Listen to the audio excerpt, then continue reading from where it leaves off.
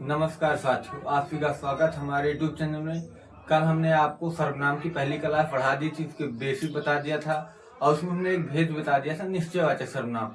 आज हम उसके आगे स्टार्ट करने वाले हैं, उसके आगे पढ़ते हैं पांचों भेद उसके। ठीक है, तो आई होप आप लोग नोट्स बनाते होंगे, नोट्स जरूर बनाएं, तभी आपको समझ में आएगा। ठीक, दूसरा सर्वनाम हमारा क्या कहता है? दूसरे नंबर सर्वनाम है हमारा अनिश्चयवाचक सर्वनाम। क्या है? अनिश्चयवाचक सर्वनाम। अनिश्चयवाचक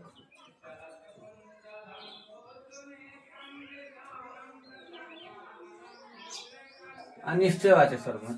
अनिश्चयवाचक सर्वनाम हमने दूसरे नंबर बताया था। इसकी परिभाषा क्या होती है? आपको सबसे पहले परिभाषा पर ध्यान रखनी है, क्योंकि परिभाषा आप जान गए अच्छे से तो आप क्वेश्चन तुरंत बना देंगे। ठीक है, तो इसकी परिभाषा क्या होती है? कोई अनिश्चित वस्तु का बोध कराता, कोई अनिश्चित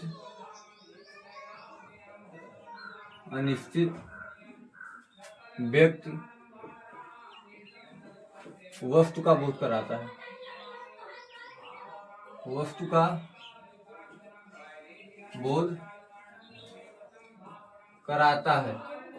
कोई अनिश्चित वस्तु व्यक्ति का बोध कराता है।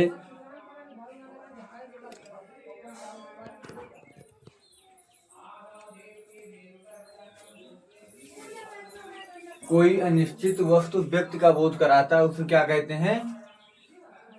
अनिश्चयवाचक सर्वनाम कहते हैं। इसके हमने आपको दो भेद बताए, मूल सर्वनाम बताए थे, कोई और कुछ। यहाँ पे लिख देते हैं कोई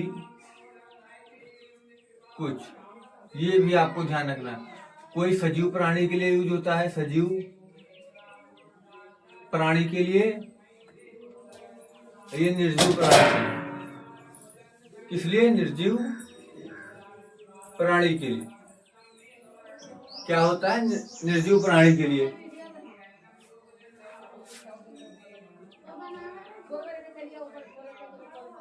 ये आपको ध्यान रखना है, ये सजीव प्राणी को दर्शाता है, निर्जीव प्राणी को दर्शाता है, तो ये आपको ध्यान में रखना है। ठीक है, अब इसके भेद पर चलते हैं, उदाहरण के माध्यम से हम आपको समझाते हैं। जैसे उदाहरण हमने लिया, पहला उदाहरण हमारा, कोई आ रहा है,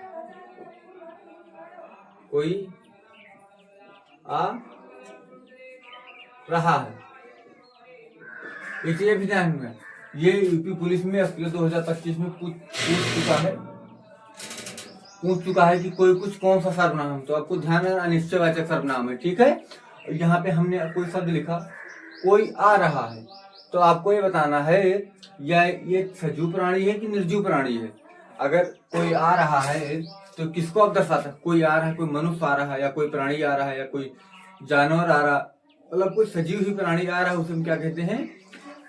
अनिश्चयवाचक सर्वनाम कहते हैं। कोई आ रहा है, और ये भी नहीं बोध हो रहा है कि कौन आ रहा है, ये नहीं बोध होता कि कौन आ रहा है, बस ये मालूम है कि कोई आ रहा है। ठीक, तो अनिश्चितता का बोध कराता है। क्या? अनिश्चित का बोध कराता है, क्या कहते हैं? अनिश्चयवाचक सर्वनाम कहते हैं।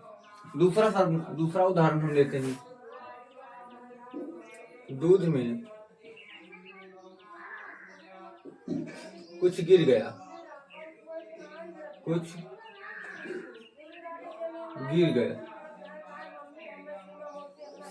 दूध में कुछ गिर गया, तो ये आपको ध्यान रखना है।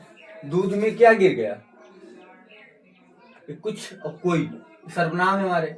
दूध में कुछ गिर गया, ये किसको बोध कराता है? निर्जीव प्राणी। इसलिए कि मनुष्य तो दूध में गिरेगा नहीं, कोई जानवर। दूध में कोई कंकड़ गिर गया, कोई पत्थर गिर गया, कोई खर गिर गया, कोई चाक गिर गया, कोई पेन गिर गया, तो क्या है? अनिश्चित का तो बोध कराता है, ये तो अनिश्चयवाचक सर्वनाम है ही। ये भी आपको ध्यान रखना कि ये निर्जीव प्राणी को दर्शाता है, निर्जीव प्राणी के लिए। दूध में कुछ गिर गया, तो दूध में कुछ गिर गया, कोई कंकड़ पत्थर, तो अनिश्चितता का बोध कराता है, उसे हम क्या कहते हैं? अनिश्चयवाचक सर्वनाम कहते हैं। तो आई होप आपको ये भी समझ में आ गया होगा। इसके और उदाहरण हम आपको देते हैं, 6 उदाहरण देंगे हम आपको। ठीक है, 2 उदाहरण हो गए, 4 उदाहरण हम आपको और देते हैं।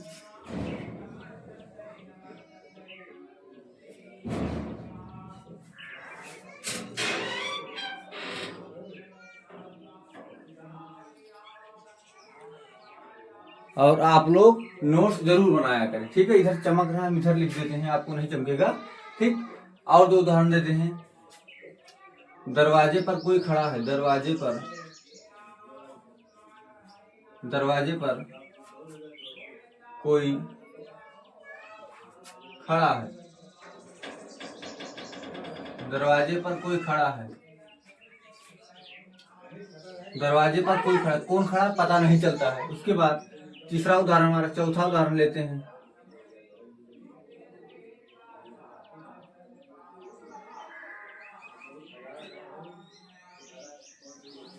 दही में कुछ गिर गया।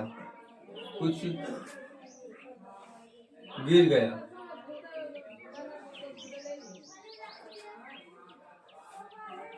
कोई आ रहा है।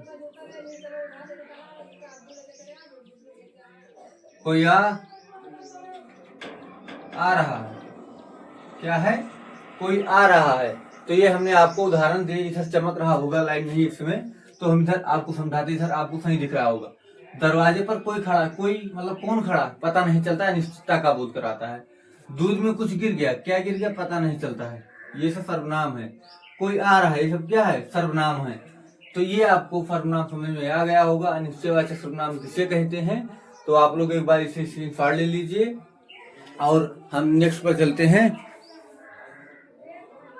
अब चलते हैं संबंधवाचक सर्वनाम पर। इस पे चलते हैं संबंधवाचक सर्वनाम पर। आई होप आपने स्क्रीनशॉट ले लिया होगा।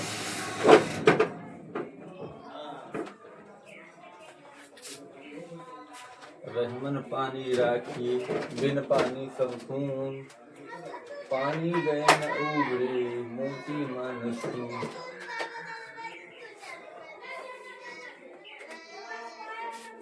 रहीमन पानी राखिए, बिन पानी सब सून, पानी गए न उबरे, मोती मानव चूर। मतलब आप एक बार कितना भी अच्छा कर दिए हैं, अगर आप एक भी गलती कर दिए तो आपकी सारी अच्छाइयाँ चली जाती हैं। ये आप लोग जानती होंगे। अब आप लोग तीसरे नंबर पर लिखिए संबंधवाचक सर्वनाम। संबंधवाचक सर्वनाम।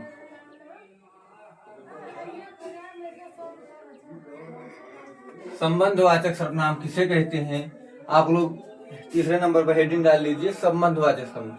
यह एक उपवाक्य दूसरे उपवाक्य के साथ जोड़ता है। एक उपवाक्य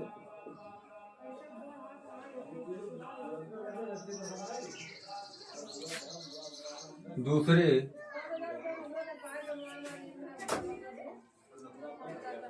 उपवाक्य को जोड़ता है। क्या है? जोड़ता है। इसमें हमने आपको तो जैसे वैसे बताया था, जो सो बताया था हमने, जो सो, ये मूल सर्वनाम, ये आपको ध्यान रखना है। जो सो सर्वनाम बताया था हमने आपको, जो एक उपवाक्य दूसरे उपवाक्य को जोड़ता है, उसे हम क्या कहते हैं? संबंधवाचक सर्वनाम। जैसे आपने बहुत सुना होगा देहात में, आप ही खुद सुनेंगे, जैसी लाठी जैसी करनी वैसी भरनी, जैसा देश वैसा भेद, जैसा करोगे वैसा भरोगे। तो सब क्या है? एक उपवाक्य दूसरे उपवाक्य को जोड़ता है, तो वहाँ संबंधवाचक सर्वनाम होता। जैसे यहाँ पे उदाहरण जैसा देश वैसा भेष,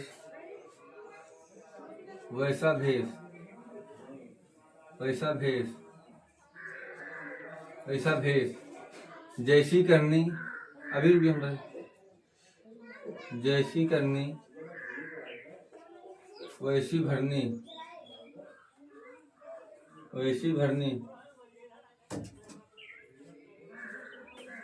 जैसा करोगे वैसा भरोगे, जैसा करोगे वैसा भरोगे।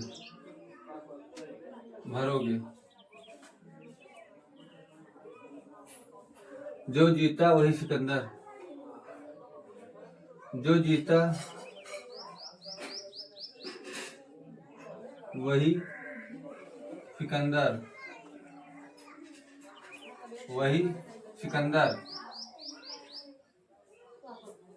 ठीक। हमने आपको 4 उदाहरण दिए। तो अब हम आपको बताते हैं कैसा जोड़ा गया है, जैसा नहीं जोड़ा गया है। तो यहाँ पर देखिए, जैसा देश वैसा भेष। तो एक उपवाक्य हो गया, एक उपवाक्य, दूसरा उपवाक्य हो गया। उपवाक। यहाँ पे एक उपवाक ये होगा, एक उपवाक ये अलग अलग। अब इसे जोड़ने का काम कौन कर रहा है? जैसा और वैसा। देश और भेष तो अलग चीज है, जोड़ने का काम कौन कर रहा है? ये दोनों कर रहे हैं। जैसा देश वैसा भेष जो जोड़ने का काम करता है, एक उपवाक्य दूसरे उपवाक्य के साथ, तो वहां क्या होता है? संबंधवाचक सर्वनाम होता है। ठीक है, फिर उसके बाद हम यहाँ पे जैसी करनी वैसी भरनी, तो यहाँ पे जैसी और वैसी ये सर्वनाम हमारे, ये जोड़ने का काम करते हैं। ठीक, फिर जैसा देश, जैसा करोगे वैसा भरोगे, तो यहाँ पे जैसा और वैसा ये सर्वनाम है हमारे। कौन सर्वनाम है? तो ये जोड़ने का कार्य करते हैं। क्या करते हैं? जोड़ने का कार्य करते हैं। ठीक, तो ये भी आपको समझ में आ गया होगा। ये यहाँ जो जीता वही सिकंदर, जो सो, ये क्या है? सर्वनाम है हमारे। क्या है? सर्वनाम है। तो आई होप आप सभी को ये भी सर्वनाम समझ में आ गया होगा। ये भी सर्वनाम समझ में आ गया होगा।